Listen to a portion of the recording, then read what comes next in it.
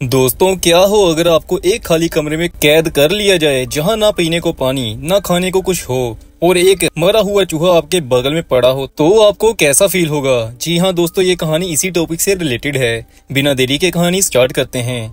कहानी की starting mat से होती है, जिसने पिछली रात दबा के दारू पी थी। बस उसी के कारण अब वो हैंगओवर में है। मैट आंखें खोलता है। उसकी पहली नजर ऊपर छत पर लगी लाइट पर पड़ती है, जहां हजारों मक्खियां भिनभिना रही होती हैं। फिर उसका ध्यान अपने राइट साइड पर मरे हुए चूहे पर पड़ता है। ये देख के मैट एकदम से उठता है और देखता है कि वो किसी अजीबोगरीब कमरे में है, जहां एक बड़ी तिजोरी टाइप दरवाजा लगा हुआ है। कमरे में एक छोटी अलमीरा भी है। मैट फिर अपनी घड़ी देखता है। उसकी ऑफिस का टाइम हो रहा होता है। मैट चिल्लाता है कि अगर ये कोई प्रैंक है तो बस करो, मुझे काम पर वापस जाना है। लेकिन उसकी कोई बात नहीं सुनता। फिर वो अपना सेल फोन निकाल के देखता है। सेल फोन में भी कोई रेंज नहीं आ रही होती। मैट फिर से चिल्लाता है कि मुझे सुसु करना है, भोपड़ी वालों मुझे बाहर निकालो। फिर हार के मैट कमरे में दीवार पर सुसु कर देता है और हवा में कहता है कि अब तुम लोग खुश हो ये सब करके। फिर मैट थोड़े टाइम के लिए वहीं बैठ जाता है। उसे गुस्सा आता है और वो कमरे में पड़ी अलमीरा के ऊपर चढ़ के उसे खोलने की कोशिश करता है। मैट सोचता है ये किसी तरह की सर्वाइवल गेम है जिसे उसे पूरा करना होगा। मैट को अभी भी ये सब मजाक लग रहा होता है। फिर देखते ही देखते एक दिन बीत जाता है और दूसरा दिन शुरू होता है। बिना पानी और खाने के मैट कमजोर होना शुरू हो जाता है। मैट प्यासा होता है। वो फिर हार के अपना जूता निकालता है और उसमें सुसु करके अपने ही सुसु को पी जाता है, जो उसे उल्टी जैसा मन करता है। लेकिन फिर वो सुसु को निगल जाता है। मैट को लगता है कि शायद कमरे में हिडन कैमरास हैं। वो ऊपर की तरफ देख के कहता है कि तुम लोग जो कोई भी हो, एक बार मुझे बाहर आने दो, मैं सबको चुन चुन के मारूंगा। गुस्से में आके मैट छत वाली ट्यूब को खींच के हाथ मारता है। मैट को फिर ट्यूब में कुछ हिलता दिखाई देता है। जब वो ध्यान से देखता है तो ट्यूब में चाबी छुपी होती है। ये देख के मैट खुश हो जाता है। वो इस चाबी को अलमीरा से लगाता है। अलमीरा खुल जाती है। अलमीरा में से मैट को 2 ऑक्सीजन सिलेंडर और एक छेनी हथौड़ा मिलता है। पहले मैट छेनी हथौड़े से दरवाजे को तोड़ने की कोशिश करता है, लेकिन वो जल्दी ही समझ जाता है कि ये पागलपंती है, दरवाजा ऐसे कभी नहीं टूटने वाला।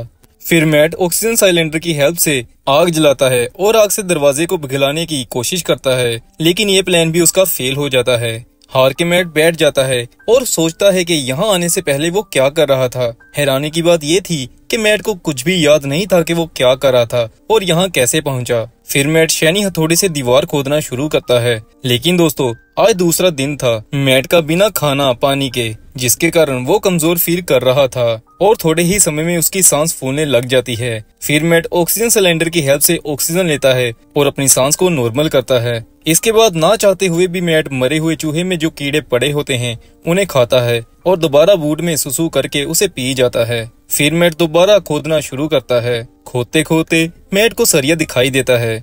मैट समझ जाता है कि ये गैस सिलेंडर असल में सरियों को पिघलाने के लिए हैं। फिर मैट सरियों को पिघलाता है और शेक करके दीवार के दूसरी पार जाता है। लेकिन दोस्तों, मैट दोबारा सेम ऐसे ही कमरे में पहुंच जाता है, जहां वही तिजोरी जैसा दरवाजा उसके सामने होता है। ये देख के मैट हिम्मत हारने लग जाता है। वो इस कमरे में पड़ा एक कॉफिन देखता है। मैट डरता डरता कॉफिन खोलता है। उसमें एक लड़की निकल के बाहर आती है, जो अफ्रीका से होती है। उसे मैट की लैंग्वेज जरा भी समझ नहीं आ रही होती और ना ही मैट को उस लड़की की समझ लगती है। लड़की सोचती है कि शायद मैट उसे मारना चाहता है।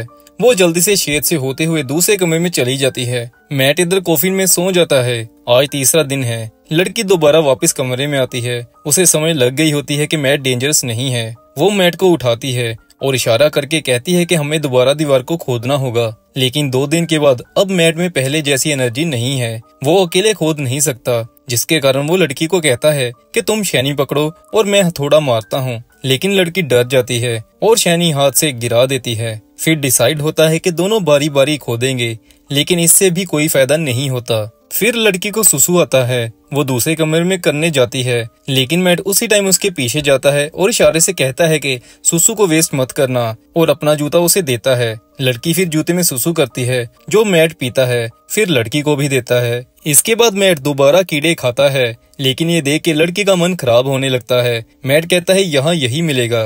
लड़की फिर अपनी भाषा में कह रही होती है कि आज उसकी शादी थी, पता नहीं कैसे वो यहाँ आ गई। फिर फाइनली मैट और लड़की इकट्ठे खोदना शुरू करते हैं, लेकिन जब दोनों दीवार की तरफ देख के खोदते हैं तो उनके पीछे तिजोरी वाला दरवाजा खुद ब खुद खुलने लग जाता है। पर जब मैट उठ के दरवाजे के पास जाता है तो वो फिर से बंद हो जाता है। फिर मैट लड़की को कहता है कि दरवाजे की तरफ मत देखना। फिर दोनों धीरे धीरे पीछे आते हैं। दरवाजा खुल चुका होता है। दोनों फिर दरवाजे से होते हुए फिर से एक और कमरे में पहुंचते हैं, जहां उन्हें एक खाली कवर मिलती है।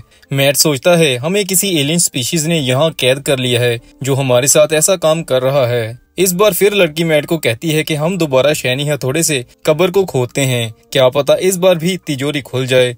लेकिन ऐसा नहीं होता।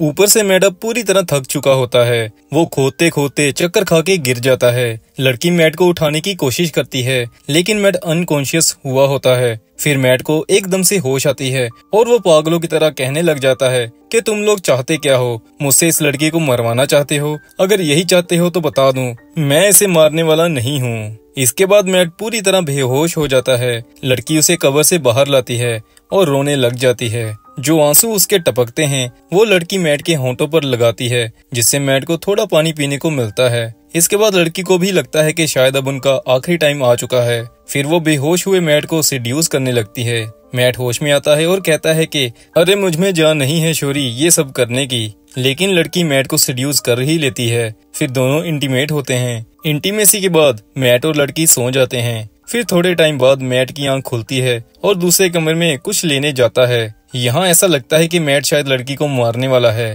लेकिन वो कॉफिन का कपड़ा पाड़ के चादर बना के लड़की के ऊपर दे देता है। इसके बाद मैट भी सो जाता है। फिर एकदम से तिजोरी अपने आप खुलती है और यहाँ दोस्तों जन्नत सा नजारा देखने को मिलता है। जैसे कि हम सभी देख रहे हैं, मैट और लड़की एक बहुत ही खूबसूरत जगह पर पहुंच चुके हैं, जो कि पृथ्वी तो बिल्कुल भी नहीं लग रही। अब दोस्तों ये कोई दूसरी दुनिया है या फिर दोनों अपने आखिरी टाइम में ये सब इमेजिन कर रहे हैं, मूवी में नहीं बताया जाता। और ऐसे दोस्तों आयरन डोर्स मूवी की कहानी खत्म हो जाती है। मूवी एक्सप्लेनेशन अगर अच्छी लगी हो तो चैनल सब्सक्राइब जरूर करिएगा।